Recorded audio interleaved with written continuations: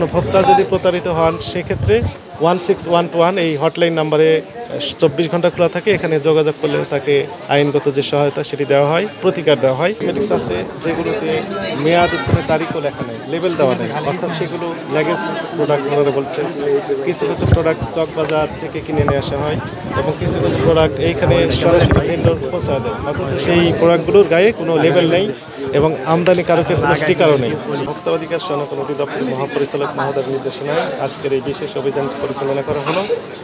এইখানে এসে আমরা প্রথমত যে জুসের যে দোকান ছিল সেখানে বিভিন্ন রকমের ফ্রেশ জুস তৈরি করা হয় এমন অ্যাড দেওয়া ছিল, কিন্তু বাস্তবতা আমরা দেখলাম যে ফ্রিজের বিভিন্ন চেম্বারে ওনারা আগের দিনের জুস এবং বিভিন্ন রকমের বার্গার, কেক এবং অন্যান্য যে চিকেন ফ্রাই সবগুলো রেখে দিয়েছেন একই চেম্বারে এবং সেখানে খোলা অবস্থায় ছিল। এইটি একটি ইস্যু ছিল। কসমেটিক্সের দোকানে এসে যেটি আমরা দেখলাম যে বিদেশি বিভিন্ন ব্র্যান্ডের কসমেটিক্স বিক্রি করা হচ্ছে এবং বিপুল পরিমাণ মেয়াদোত্তীর্ণ কসমেটিক্স বিভিন্ন সেলফে বিক্রির উদ্দেশ্যে সংরক্ষণ করেছে অনেক কসমেটিক্স। তো সেগুলো দেশের অভ্যন্তরে তৈরি করে জাস্ট নাম দিয়েছে বিভিন্ন বিদেশি নামি দামি ব্র্যান্ডের।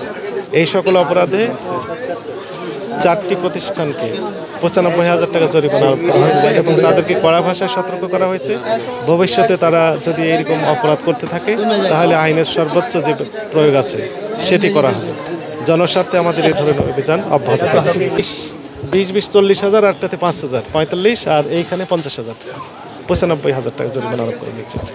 জনস্বার্থে আমাদের এই ধরনের অভিযান অব্যাহত থাকবে। আমাদের আরেকটি রিকোয়েস্ট আছে যে একই সাথে এরকম নকল প্রোডাক্ট বিক্রি হয় বা অনিয়ম হচ্ছে এরকম তথ্য আমাদের হটলাইনে জানালেও মূলত আমরা সেই দ্রুততম সময়ে সেই প্রতিষ্ঠানের বিরুদ্ধে তদন্ত করে আইনানুগ ব্যবস্থা নেওয়া হয়।